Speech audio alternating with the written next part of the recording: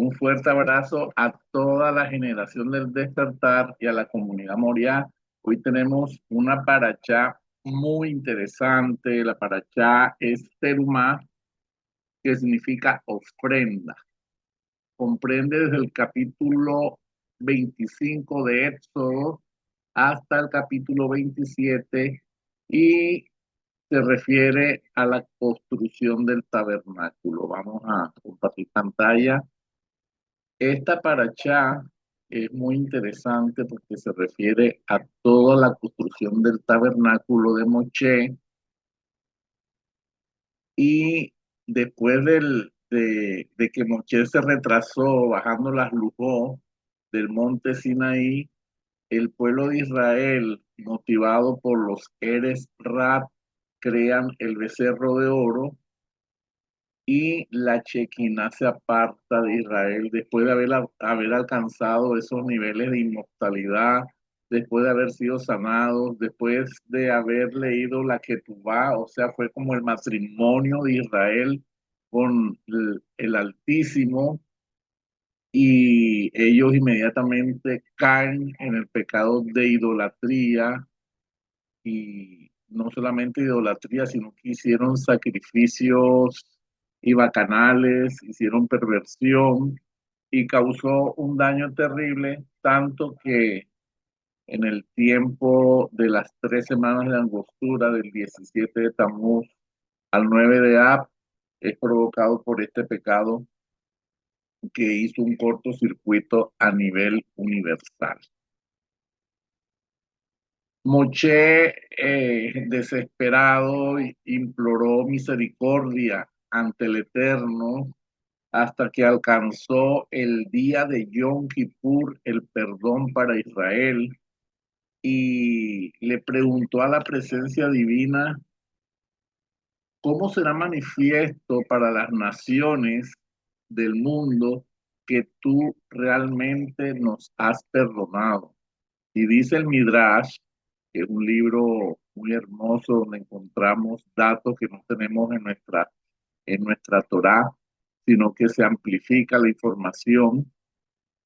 Dijo el Eterno, deja que Israel construya un Mizcán y allí ellos ofrecerán corbanot. ¿Qué es corbanot? Ofrendas, las cuales yo aceptaré y publicaré mi renovado pacto y amor por mi pueblo. Bueno, hasta aquí va la introducción y a partir de este momento vamos a matar una vaca sagrada. ¿Saben qué es matar una vaca sagrada?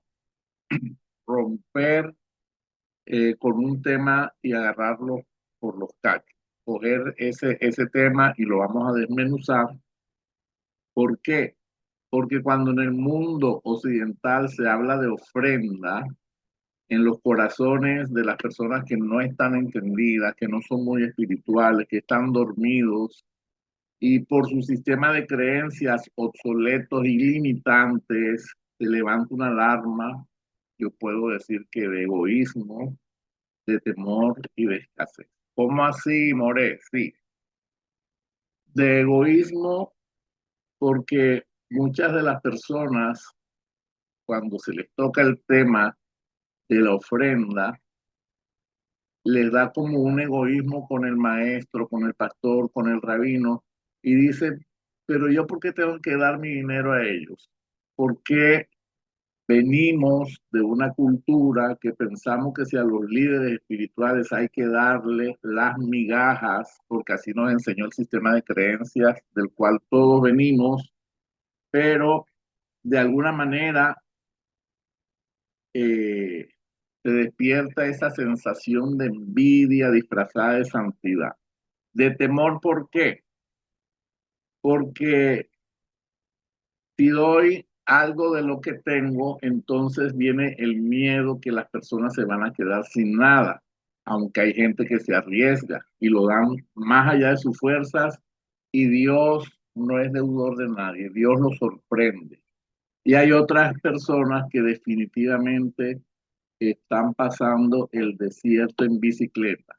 O sea, están pasando una situación económica difícil, pero Dios conoce sus corazones. Esas personas sueñan con aportar, sueñan con impulsar la Torá, les gusta ver a sus moré bien vestidos, elegantes, les gusta el avance del reino y el Eterno conoce sus corazones. Tras toda esta introducción, vamos a ver qué dice el Zohar, el libro del esplendor, la decodificación de la Torá en el nivel secreto, o sea, en el nivel más elevado. Nos vamos a enfocar en este texto. Y Hashem habló a Moshe diciendo, que me traigan una ofrenda de cada hombre, que la entregue de corazón. Shemot 25, del 1 al 2. Y voy a leer textualmente lo que dice el Zohar para que no hayan malas interpretaciones, para que no digan que el More está buscando tal cual o cual otra cosa. Dice el Rabí Giyá, y abrió la discusión diciendo, ¿por qué el Eterno escogió a Jacob para sí mismo, a Israel como su tesoro? Salmo 135, 4. Cuán amados son los hijos de Israel delante del Altísimo, bendito sea Él, quien los desea y quiere estar apegado a ellos y conectarse Él mismo con ellos para hacerlos una nación escogida en el mundo. Ellos lo deseaban y fueron adheridos a Él, como dice el versículo, porque el Eterno escogió a Jacob para sí mismo y porque la nación y porque la porción de Achén es su pueblo. Deuteronomio 32:9. Él dio ministros y oficiales a otras naciones, o sea, los ángeles regentes, y tomó a Israel como su porción. ¡Wow! O sea que el propósito de que el Eterno pida ofrenda es porque quiere estar en contacto con su pueblo Israel, porque Él los escogió y esa es la porción del Eterno. Ahora, ¿qué nos dice este texto? La ofrenda es un punto de conexión entre Dios y su pueblo y por medio de ella se adhiere y se acerca a nosotros. Yo siempre se los he dicho. Porque si Dios nos entregó Torah y Shabbat porque nos ama y sabe que estamos dentro del pacto, ya sea por nuestro ADN, ya sea por nuestros apellidos o sencillamente, como dice Isaías 56, que si abrazamos su pacto, Shabbat, y lo servimos, nos dará mejor nombre que de hijos e hijas. O sea que cuando el Zohar habla de que Dios establece la ofrenda para conectar con Él, para acercarnos a Él, y que es exclusivamente para los descendientes de Jacob, nosotros no debemos sentirnos excluidos. Nosotros estamos dentro de ese pueblo, como les dije anteriormente, por medio del linaje de Abraham, por medio de nuestros apellidos sefarditas, o alguna persona que de pronto no tenga ni el ADN y tampoco tenga el apellido sefardita, el hecho de que él empiece a practicar Shabbat y a servirle al Eterno, entran dentro del pacto y dice el Eterno que le dará mejor nombre que de hijos y de hijas. Baruch. El misbeh, que es el punto de contacto, es el punto de contacto que nosotros tenemos con el Eterno, que habla en el tabernáculo de Moshe sobre la corona de la Keuná. Mitbe, el acróstico es Mejilá, que significa perdón, Sejú, que significa mérito, Berajá, que significa bendición, y Jaín, que significa vida. Cuando nosotros elevamos una ofrenda, estamos en contacto con el perdón, con el mérito, con la bendición y con la vida. Cuando hablamos de ofrenda delante del Eterno, estamos hablando de que una ofrenda es levantada y elevada en honor al Eterno.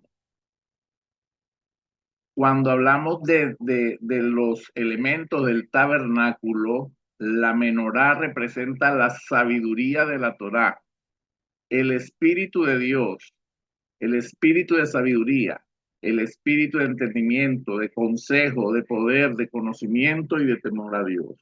Y por eso a nuestro linaje y a todas las personas que son entendidas nos encanta elevar, encender velas en Shabbat y en momentos especiales, cuando hay una hilula, cuando tenemos una petición especial, nosotros encendemos velas porque estamos conectando directamente con la presencia de Dios. El chulhan, que también es la corona de la realeza dentro del tabernáculo de Moisés, habla de la mesa de los panes. Esos panes se colocaban en el lugar santo, en el Mizcam, y eran encargados de irradiar la prosperidad para toda la humanidad. Claro, va desde el monte Moriah, después Jerusalén, Israel y todas las naciones de la tierra eran bendecidas cuando estaba en pie el templo de Salomón. Y el Aarón, que es la misma presencia divina, es la corona del estudio de la Torá.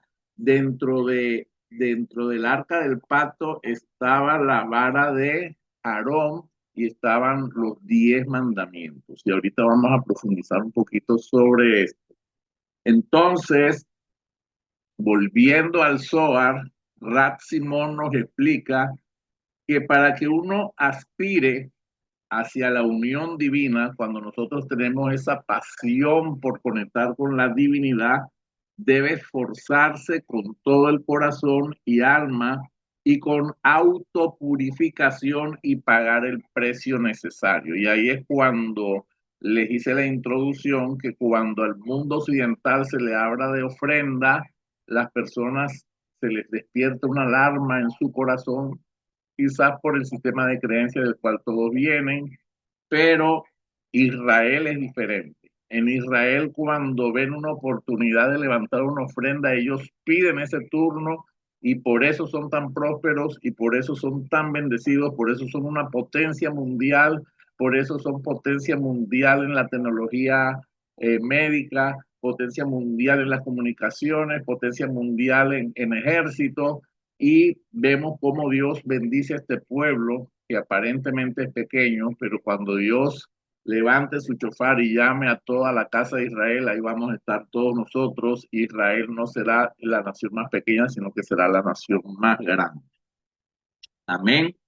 Entonces dice que para acercarnos a la divinidad, esto lo dice el Zohar, las personas deben de esforzarse con todo el corazón y alma y con autopurificación y pagar el precio necesario. Claro está que esto es inspirado por la misma presencia de Dios en el interior de su corazón. La presencia divina te incita, te motiva, te dice, tienes que elevar esta ofrenda para incrementar el mérito de cada persona. Y ahí abro paréntesis porque sí, hay personas que reciben por intuición cuánto deben de sembrar, pero como les dije, el sistema de creencias, el ruido que hay en este mundo ha desordenado las prioridades y las personas se hacen como que no escucharon, habiendo escuchado. Teniendo oídos, no escuchan, y teniendo ojos, no ven, convirtiendo cada ofrenda, convierte a una persona mala o perversa y la saca del camino del mal, y al ejercitarse en la generosidad, sometiendo el yeser hará o sometiendo el otro lado, o sea, siempre hay áreas de la vida de la persona que están conectadas hacia el otro lado por medio de la ofrenda, se rompe esa conducta y esto causa que Dios sea elevado en su honor. Por lo tanto, causa que el mundo sea preservado arriba y abajo. Yo no sé si ustedes me están entendiendo, pero esto, todo lo que yo estoy leyendo es Zohar, y yo hago mis anotaciones y yo hago mis conjeturas, pero es tan poderoso lo que el Zohar nos está enseñando hoy, porque primero, lo que el Eterno quiere por medio de Terumá es que nos acerquemos a Él, que nos adhiramos a Él. Segundo, la ofrenda tiene el poder de cambiar a las personas perversas en personas buenas y desconectarlo del otro lado. Y uno de los textos que encontramos aquí en el Zohar es Deuteronomio 16:17. Dice, cada quien ofrecerá lo que sea capaz de acuerdo a la bendición que Hashem, tu Dios, le dio.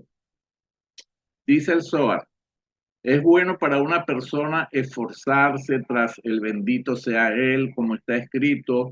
Está prohibido realizar acción con las manos vacías y en vano, porque uno no debe merecer el atraer el espíritu de santidad a menos que pague completamente.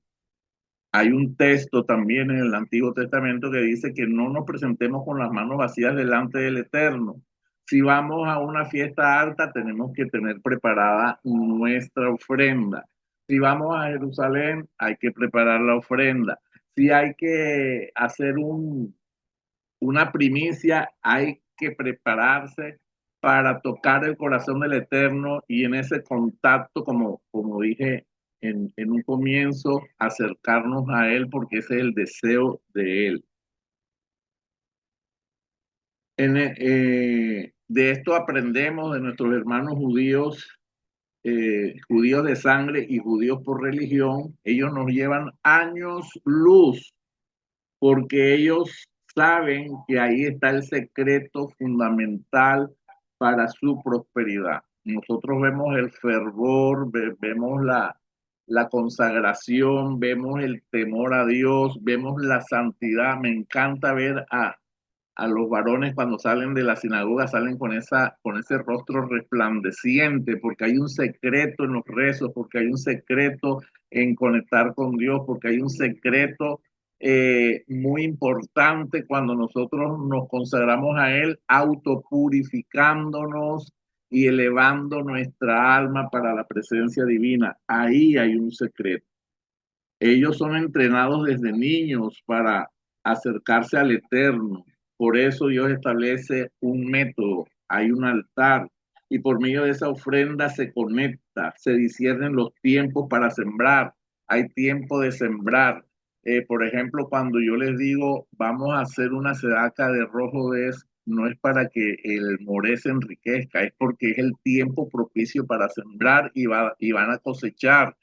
Vamos a preparar la ofrenda de Pesa, la ofrenda de Shavuot, la ofrenda de Sukkot. ¿Por qué? Porque no es lo mismo decir, yo voy a poner una ofrenda pasado mañana a decir que yo estoy conectando con los portales cósmicos, porque entonces esa semilla se incrementa la cosecha. Eh, Cuando las personas son entendidas, saben en qué momento actuar. Y por eso dice aquí anteriormente, es prohibido realizar acción con las manos vacías. Siempre tenemos que tener presente que tiene que haber terumá, una ofrenda. Y pongan atención a esto que les voy a decir. También dice el Zohar, y estamos todos dentro de la Merkabah, porque voy a nombrar a, una, a un ser de bajo nivel. En los libros de brujería habla de el rey de los demonios, Asmodeo. Enseñó al rey Salomón, recuerden que el rey Salomón tenía contactos y él traspasó la línea y por eso fue el hombre más sabio del mundo, pero él no tuvo límites para aprender. Este ser este ser maligno del otro lado enseñó al rey Salomón que quien quiera y desee esforzarse para eliminar de sí mismo un espíritu impuro y someter al otro espíritu del otro lado, debe comprar con pago completo la acción en la que desea esforzarse y debe dar lo que es requerido de él, sea lo que sea poco o sea mucho. eh, en los libros de ocultismo está establecido que hay que pagar. Entonces vemos cómo gente viaja a Cuba y viaja a otros países para hacerse santos entre comillas, para hacer pactos de ocultismo, de santería, pagan 10.000, 20.000, 50.000, y a veces nosotros aquí queremos hacer una masterclass de $25 y no aparece casi nadie. Pero veamos cómo es que se mueve el mundo espiritual, cómo es que el Zohar nos está enseñando que si esto lo hacen en la oscuridad, cuánto más nos puede producir a nosotros un efecto positivo en el mundo espiritual de luz. Entonces dice el Zohar, y deben dar lo que es requerido de él, sea lo que sea. El espíritu de la impureza está siempre listo, libremente y por nada. O sea, aunque paguen el valor que quieran pagar, pero también se regala. El espíritu de la impureza se pega a la persona por nada y es adquirible sin pago porque obliga a la gente sobre la que mora y atrae para que moren con él y tienta a aquellos a hacer su habitación con él de muchas maneras. De muchas maneras vemos la historia de Bilán y de Balán que se acostaban con los animales, tenían relaciones con los animales y eso les daba mayor poder en su impureza. Recuerden que como es arriba es abajo, muchas personas tienen dones proféticos y conectan hacia abajo como Bilán, que al nivel de Moshe, y otros tienen dones proféticos como Elías, como Zacarías, como Daniel, que eran dones proféticos inspirados por el Ruach HaKodesh, por la inspiración divina. Pero también hay personas que conectan hacia abajo y también pueden adivinar, también pueden profetizar, también pueden decir muchas cosas, pero no sabe de dónde viene esa revelación. Así que el espíritu de impureza cobra el dinero completo, pero también se regala porque hay muchas maneras de conectar con relaciones de bestialismo, con relaciones de perversión, con actos impuros. Entonces, no es así con el espíritu de santidad. Así es con el pago, aquí es con el pago completo y con gran esfuerzo por el mérito de purificarse a sí mismo y purificar su habitación con el deseo de todo su corazón y toda su alma.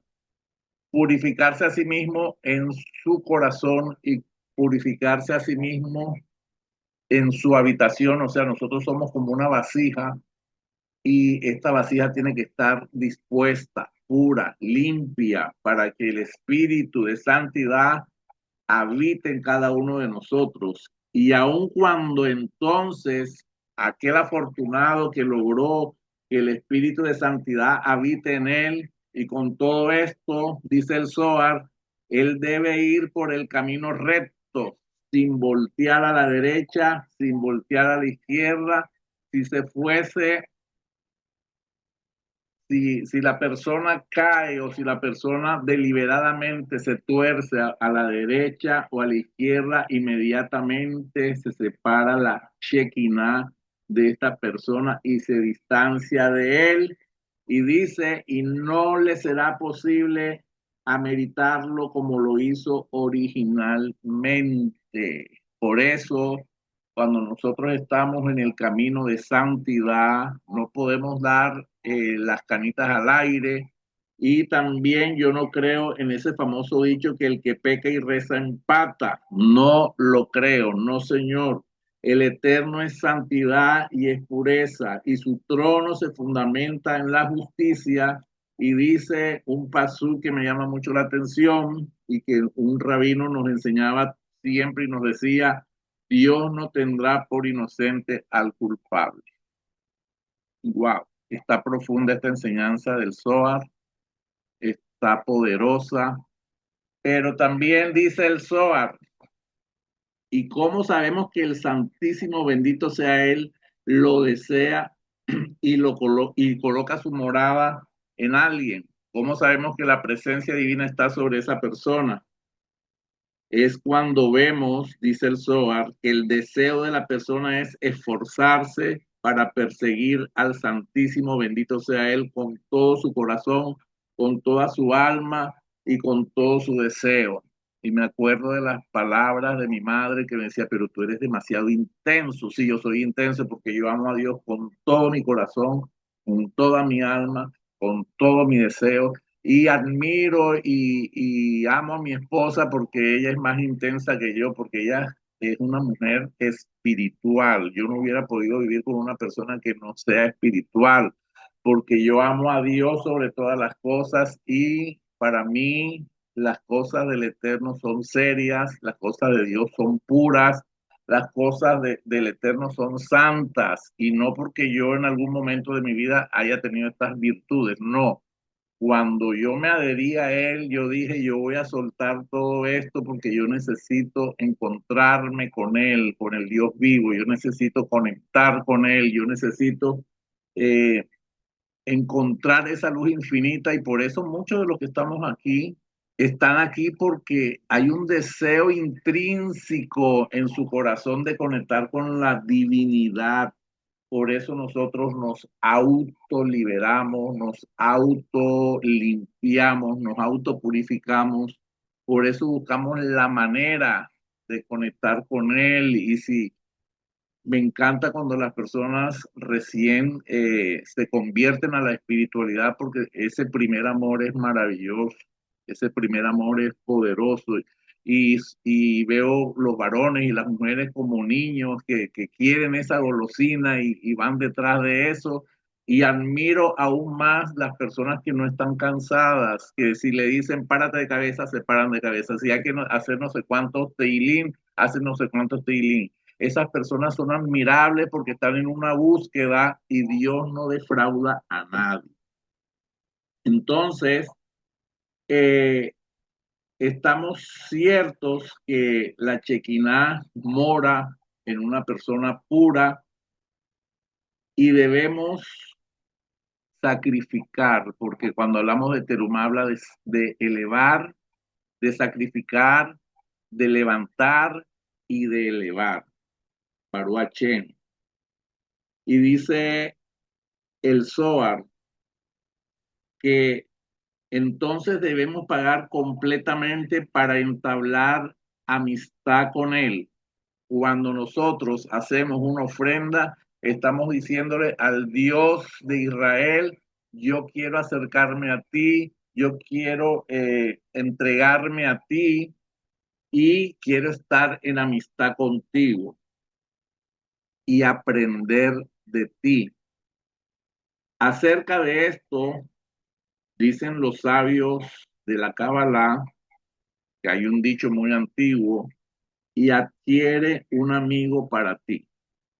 Ustedes deben comprarlo por un precio completo y para merecer la chequiná que mora en él. Entonces yo conecto esto con enseñanza que nos dio el rabino Jacob Kruger, enseñanza que nos dio el rabino que se fue para México, cuando decían compra, dice el Pirkei Avot, el Talmud en el Pirkei Avot, hazte para ti un maestro, adquiere y compra para ti un amigo.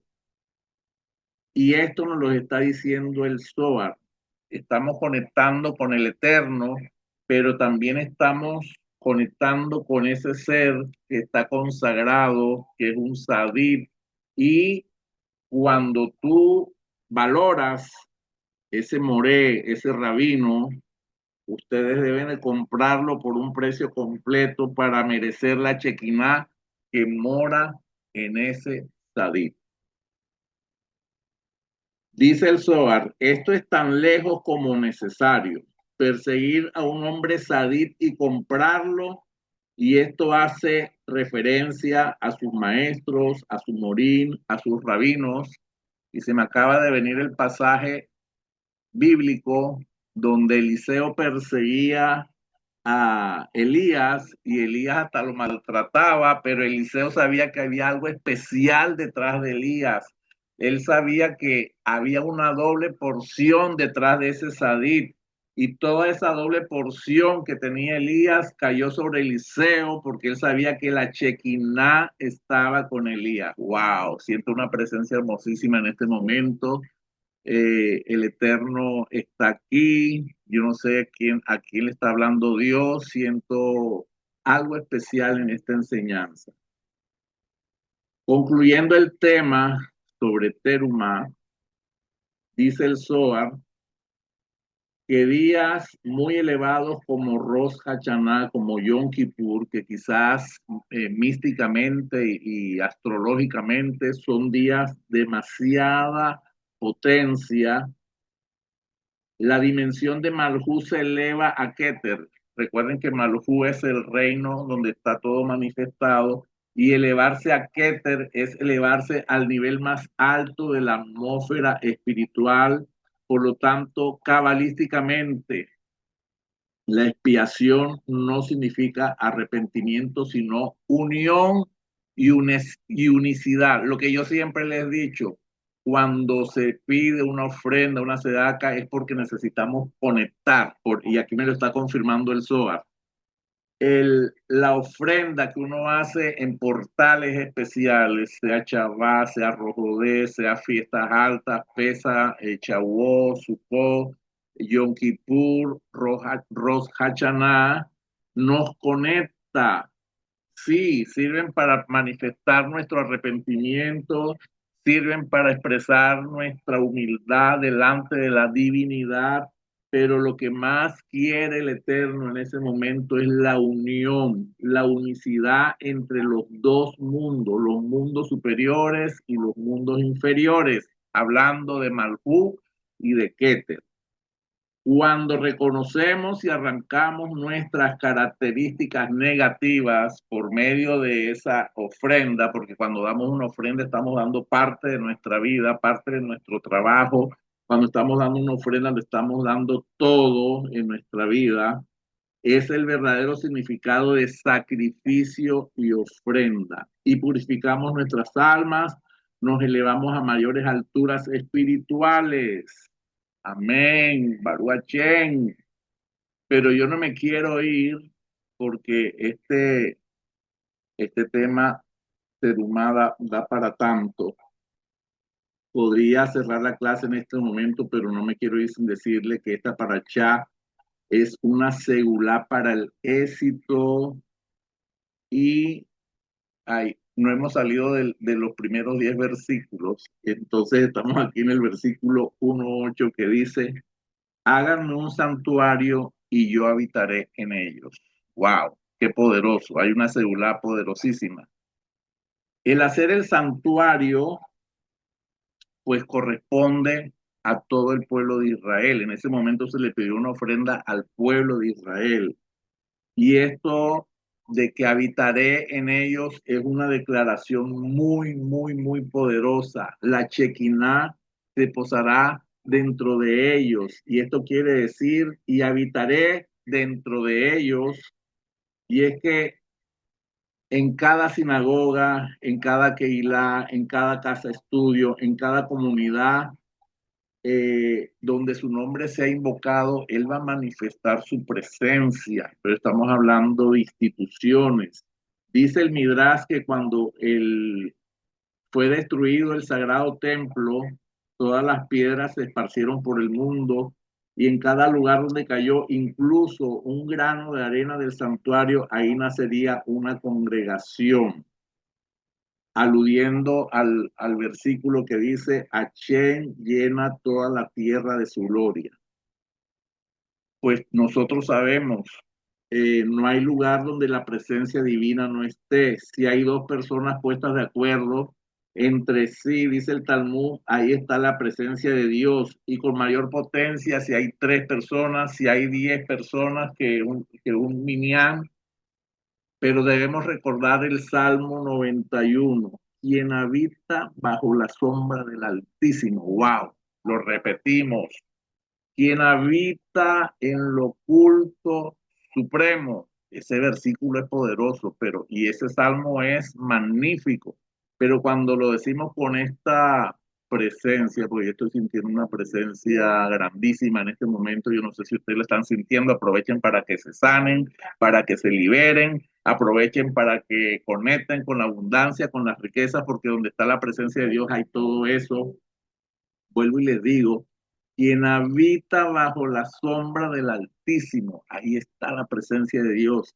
Quien habita en lo oculto supremo, y yo lo digo así, en lo oculto supremo, porque así está escrito en el Zohar, en lo oculto supremo. Si tú estás en el corazón de Dios y Dios está en tu corazón, tú habitas en lo oculto supremo. Vemos cómo Hashem se redujo a sí mismo dentro del espacio de un codo por un codo y descendió para habitar con los seres humanos en el tabernáculo, en el arca del pacto. Dios es tan maravilloso que le dijo a Moshe, bueno, vamos a hacer el tabernáculo con las siguientes especificaciones.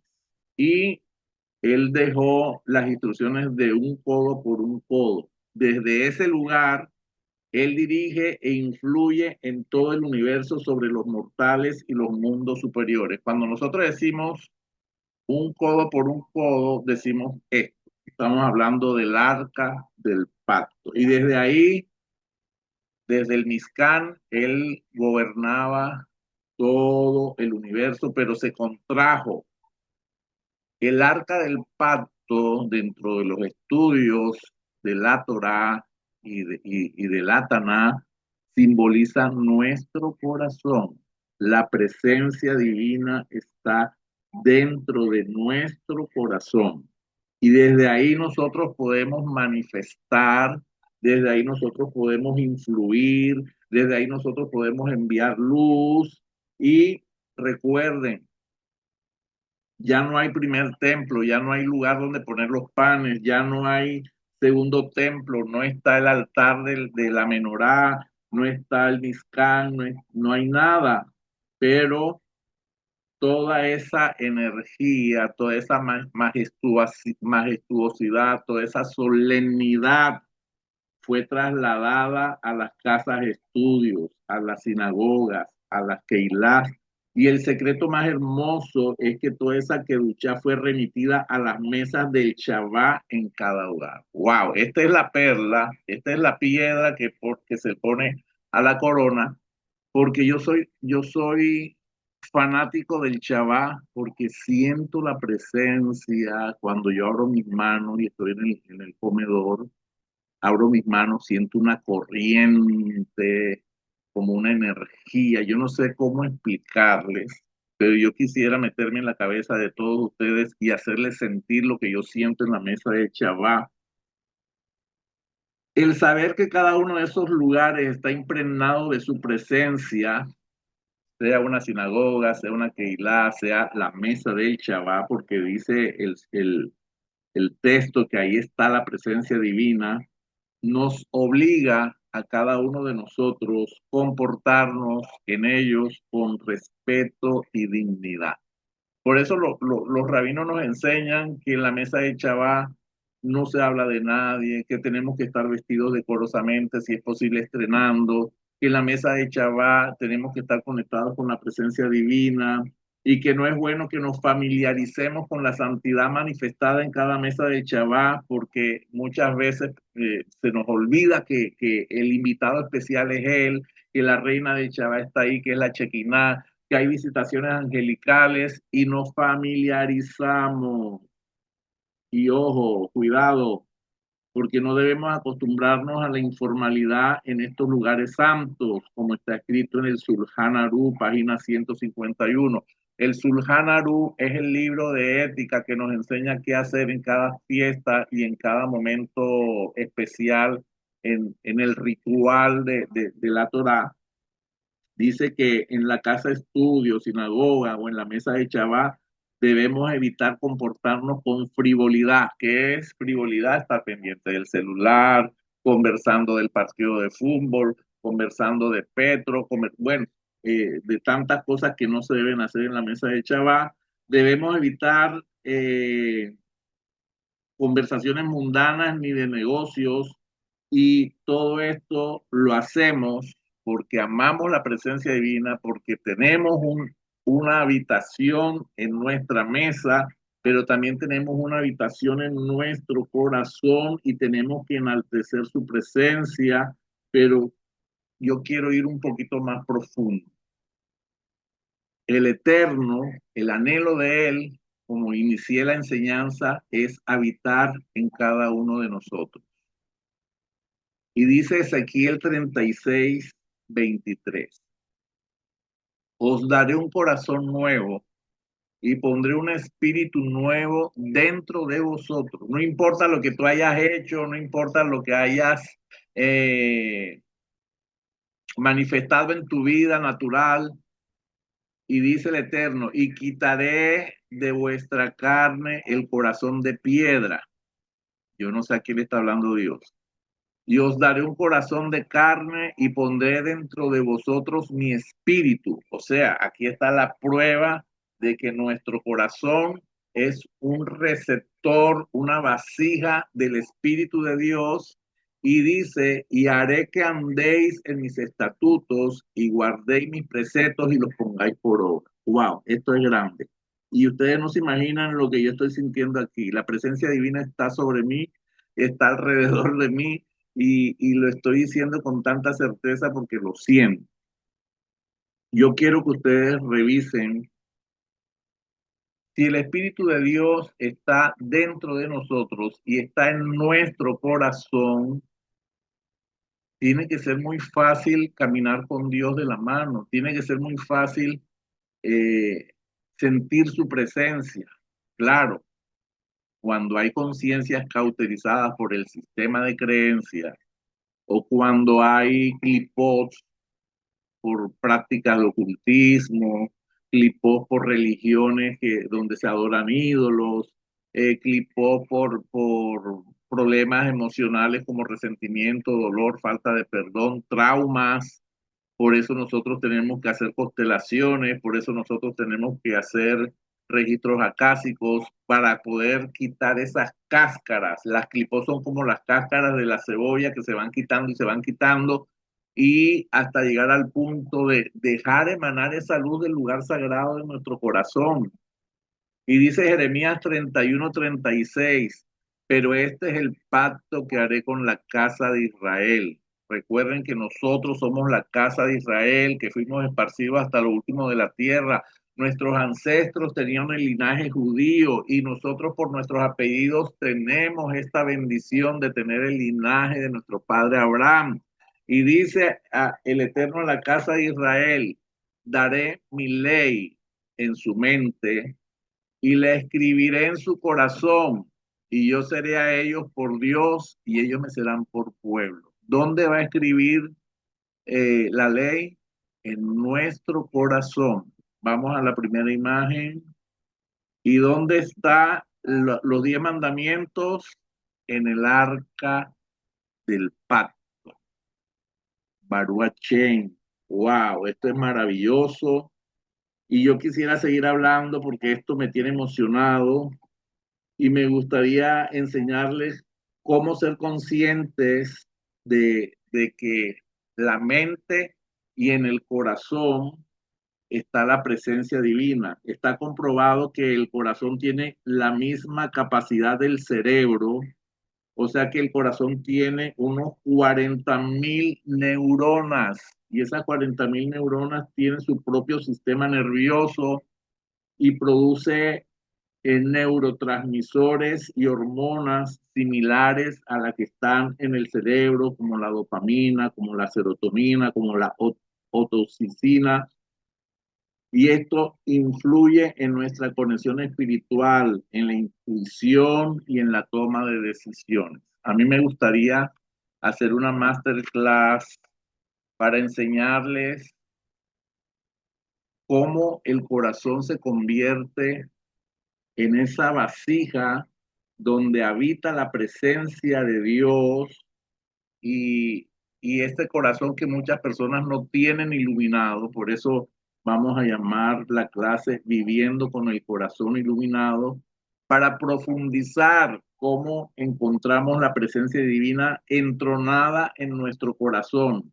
y cómo ese despertar de nuestro corazón nos permite ver una ley, una ley universal que dice que como es adentro es afuera. Desde el corazón tenemos portales abiertos al universo y nos damos cuenta que entonces la presencia divina no hay que buscarla afuera, sino que desde el lugar sagrado de nuestro corazón podemos manifestar la presencia divina.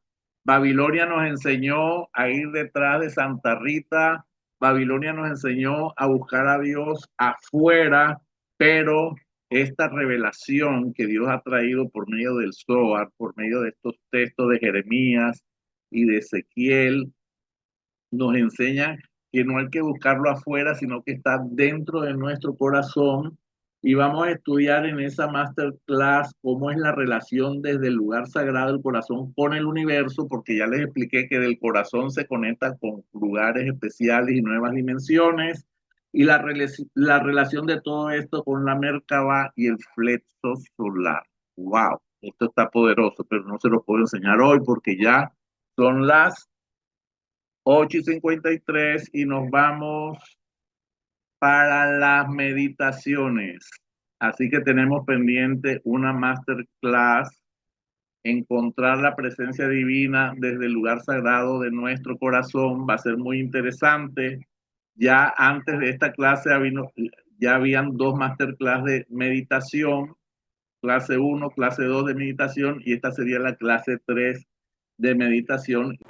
Hay 3 cosas que sí o sí debes hacer en tu vida: sembrar un árbol, escribir un libro y viajar a Israel. Desde la cosmopolita Tel Aviv hasta el lugar más santo del mundo, en el Muro de los Lamentos, en el Monte Moria. Este es nuestro 6º viaje, siempre acompañados por rabinos, expertos, guías turísticos. Descubriremos los secretos de esta tierra bendita. Tendremos confort, seguridad y será una experiencia que nunca olvidarás. 2026 es el año para cumplir este gran sueño. Pero este año tenemos una gran sorpresa. Antes de aterrizar en Tierra Santa, haremos una parada técnica en la capital de la moda. Milán te espera. Visitaremos la Galería de Vittorio Emanuele, tomaremos un café frente al Duomo, iremos de shopping y disfrutaremos como nunca antes de la gastronomía italiana. 2 culturas, un solo viaje. Tendremos lo mejor de Europa y de Tierra Santa. No te lo puedes perder, del 2 al 4 de abril. Milán para el estilo, Israel para el alma. Este viaje lo tiene todo.